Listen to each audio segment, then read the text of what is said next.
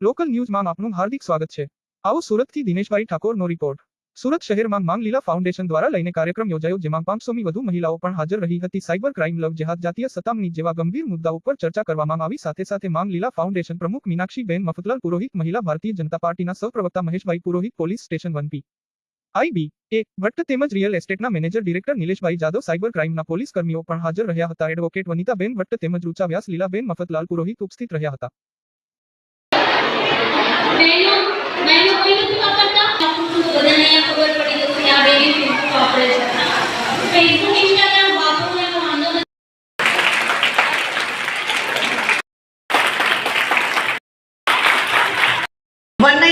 બધાને સમજાઈ ગયું છે મારે આગળ શું કરવું। તો જ્યારે વિચાર શૂન્ય થઈ જાય તો અહીંયા આગળ જ પોલીસ સ્ટેશન છે।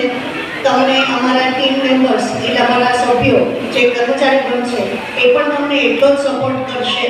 ક્યાંય પણ તમને લાગે કે અહીંયા આગળ હવે અટકી ગયા તો મહેરબાની કરીને જીવનનો અંત લાવવાનો એ બધા વિચાર કરવા કરતાં આના કરતાં આગળ શું, ઈશ્વરે હવે મારા નસીબમાં નવું શું લખ્યું છે, શા માટે અહીંયા આગળ પોઈન્ટ આવ્યો, હવે નવું શું છે।